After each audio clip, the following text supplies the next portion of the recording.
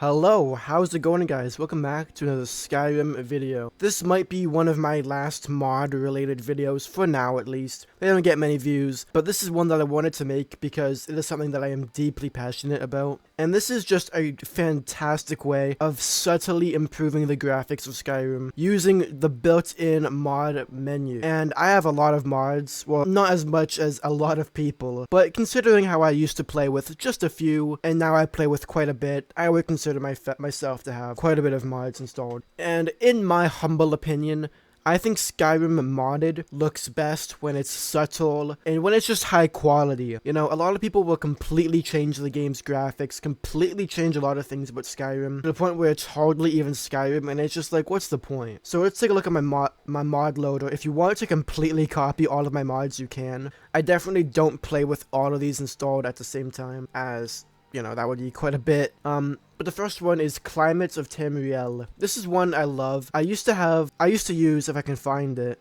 I used to use True Storms Special Edition. These two mods basically accomplish the same thing roughly. They just make rain and weather a lot more intense slash like just better, I guess. But the climates one I think is a little bit more beyond just rain and thunderstorms. It also changes snow and it adds fog and it adds, you know, rainstorms, it adds clouds, it adds a lot of different things. It's not just rain. And what it does do, it does great. So that's one of the things I love. That's my atmosphere mod. The next one is just incredibly obvious. Just use the unofficial patch. There's some changes that it makes that I dislike. It kind of has like, this is my opinion again, Skyrim is its glitches. You know, it's kind of without the glitches, you know, it's more legit. But the thing I've always loved about Skyrim, even as a kid, is taking advantage of how badly the game is made. I've always loved games that have flaws that you can take advantage of. So that's one thing I dislike about the unofficial patch. But a lot of mods run better with it, so you kind of need to use it, and it's not that big of a deal. Anyways, the next one is Authentic Eyes. It's literally what it sounds like. It literally just makes eyes much more attractive and like high quality. And also, I think it's a great time to mention, I don't have a fantastic PC. Like, I have a solid PC. Like, I have a slightly above average, I would say.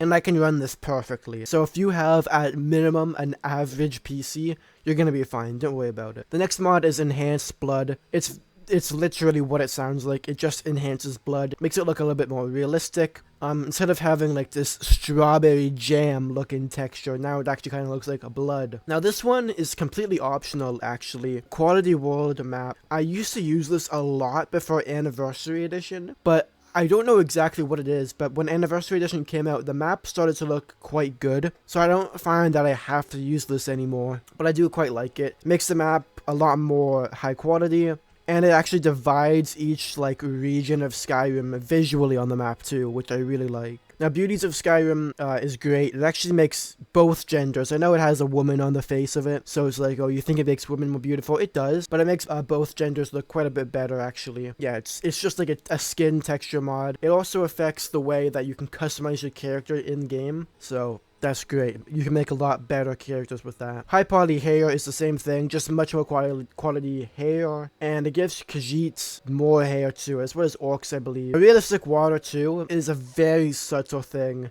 as you don't even need to have high quality water in this game. It's pretty good, especially since Special Edition came out. It's not really been noticeably bad, but I do recommend you get this. It is slightly big, which is a bit annoying if you have bad PC, bad internet. But yeah, that's good. Now these next two, Quiver Away and Belt Fastened Quivers, are just preference. Basically, whenever you don't have a bow equipped, it de-equips your arrows as well, which I think is great, because I hate having these ugly ass iron arrows on my back when I have full-on ebony equipment. You know, it looks really bad. Kind of spoils the aesthetic. And Belt Fasten Quivers just puts it on your belt rather than your back. So if you do not want to have this mod, you can still have them out of the way, which I think also looks great. And then there's also Static Mesh Improvement. This is immeasurably good. If you had to get just one, please make it this one. It makes pretty much everything in the game better. That's why it's so big. It's almost like gigabyte, but it improves like literally every static mesh, to put it obviously.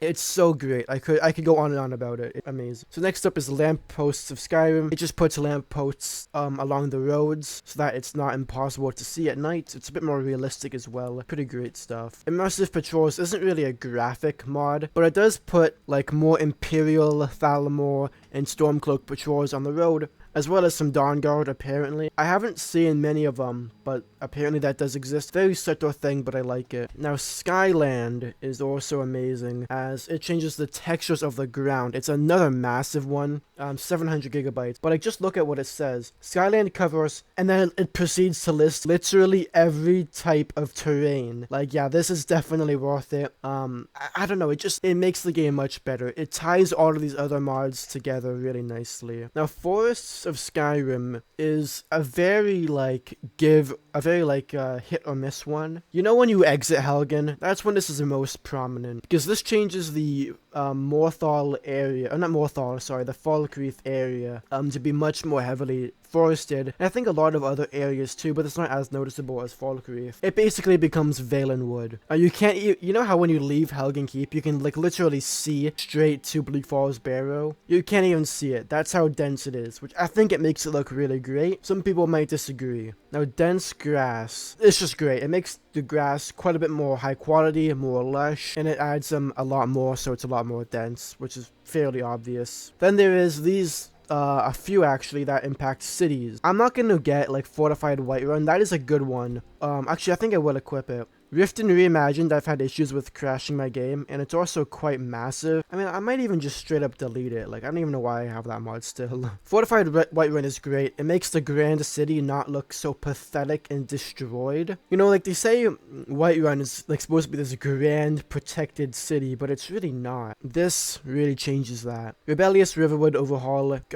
makes Riverwood a lot more like cluttered in a good way. Like, it adds a lot more like just detail. It makes it look like more vibrant, like people are actually living in that city. Now, this one, Magical College of Winterhorde, is not just a graphic mod. It does actually have a few gameplay changing things, but you can completely ignore those if you don't want to have your game be changed. This is great. It makes the College of Winterhorde a lot more beautiful and vibrant, which I love, and it actually adds doors to each dorm room, which I think is amazing. Next up, we have Cities of Skyrim Retexture Overhaul, probably another one of the most important three. This completely changes every city's textures to make them a lot more high quality, and it makes them just look a lot better. It adds a lot of contrast to the interior of the cities, and it's just fantastic. Now, Real Mountains, I don't even have to describe it. It just makes mountains better. This one is one that I actually like. Female mannequins. A lot of the time in Skyrim, I will play a female character, and I love kind of collecting my previous equipment and then just putting it on mannequins in my homes, just for, like, nostalgia's sake. But when I'm playing a female, it's a bit strange, because all of the mannequins are male, so it's like looking at my equipment, but not how it looked on me. So if you play a female, this is quite a good mod. And so when it comes to graphic mods, there's only two more that I'm going to go over.